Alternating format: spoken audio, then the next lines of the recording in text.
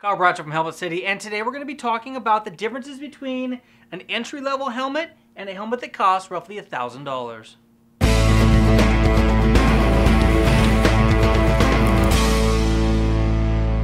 Here on the table behind me, we've got several different helmets, starting at $100, $400, $800, and then $1,000.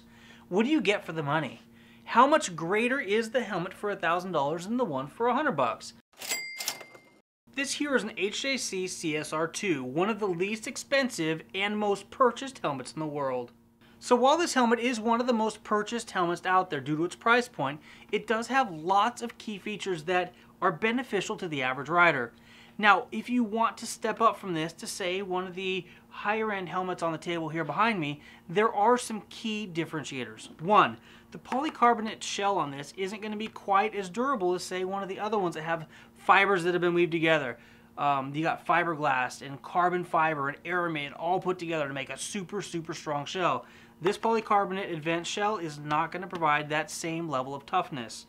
The visors are going to be different. The optical clarity of a $400, $800, $1,000 helmet is going to be greater than that of one, say, of $100. It's going to scratch a little bit easier. The venting on the helmet is not going to allow the cool air to come through as quickly. Therefore, your head might be a little warmer and a little bit sweatier in an inexpensive helmet. The vent holes, once again, are a little bit smaller. You've got just one option in this. You either have open or closed. This one here, you have open or closed. You don't have any side vents, but what you do have on the back, you have a couple exhaust vents, so you are going to get some of that airflow that's going to go through the helmet. So inside this helmet, you're going to have a fully removable and washable liner. Now, that's absolutely key. Now, this is the lower end of the helmet, so you're not going to have the cooling effect of the fabric. You're not going to have the antimicrobacterial. There's going to be some features of this helmet that are going to be a little bit lacking, but it's going to be cool, it's going to wick some moisture, and it's going to be washable. And that's really a key thing when it goes to lower end helmets, is you want that internal liner to be removable and washable. In addition to structural quality or the components that are used to assemble the helmet, another key differentiator between the lower end helmets and the expensive helmets will be DOT versus a DOT and SNELL or DOT and ECE rating. So this here is an ARFA series helmet from HJC. Now this provides you some of the high-end features at a moderate price point of, say, $400. You're going to have a really large chin vent here. The shield is going to have a center locking mechanism. This breath guard is going to keep the shield from fogging, as well as to allow the air to flow around your nose, allowing you to breathe a little bit easier.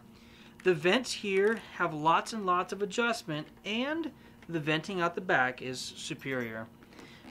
The ARFA series helmet from HJC fits right into the middle between the entry-level helmet and the high-end helmets of the Shoei and the Arai. When it comes to ultra high-end helmets, Arai and Shoei are two of the biggest players in the market. So here in my hands is the Arai Corsair 5.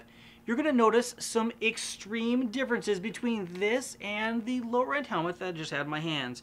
If you take a look at this chin vent, for one, click, click. This has several different options, so you can have it just a little bit open or all the way open. It's huge. And on the back side of this chin bar here, this wind goes straight through to your mouth. This is a great ventilation piece here on the front. Arai is one of the leaders in the market. They've also got brow vents. On either side of this shield, you can open these up. Now, this is definitely a key differentiator between a high-quality, high-dollar helmet and an entry-level helmet. So here on the top of the helmet, you're going to notice that there are, in addition to those eyebrow vents, you're going to have 3 separate vents here at the top. You've got a center vent that you could have open or closed, or either of the side vents. Now, even deeper. On a standard helmet, you'd have the vent in the front and you'd have the exhaust in the back. On this particular helmet, we've got these additional holes here at the top. This provides what they call the Venturi effect. What's going to happen is the air is going to come into the front of the vent. Now, in a traditional helmet, that air would have to have enough force at the front in order to push it all the way through the helmet. With these little grooves here at the top, wind rushes over the top, catches, and actually pulls the air from the front here all the way out the back. So the interior of the more expensive helmets or the more high-end helmets are going to be more plush, like having your head inside of a Lexus instead of that of, say, a Honda Civic. It's going to wick more moisture, it's going to dry quicker, it's all removable, and it's all washable. Definitely some of the great things you can get out of a higher-end helmet. While still talking about interior, these red tabs here are safety tabs. With just a quick pull, EMTs can get the cheek pads out of this helmet like that and allow the helmet to slip off your head without applying any pressure to your neck or spine. As you can see, the interior of this helmet is nice and plush, as the Arai was. Now, another key benefit or feature of a super high-end helmet is going to be the abrasion resistance and the overall strength of the exterior shell. This particular shell here is a mixture of carbon fiber, fiberglass, aramid, and natural fibers that have all been put together to give you the strongest and most durable finish possible. When looking at helmets, there is a huge array when it goes from price point, features, and benefits. Make sure that you find the proper helmet for your particular application, keeping in mind that as the price increases, so does the quality of the interior, the quality of the hardware, and the overall structure of the external shell. Thank you for watching this Helmet City video. I'm Kyle Bradshaw. Until next time, take care and ride safe.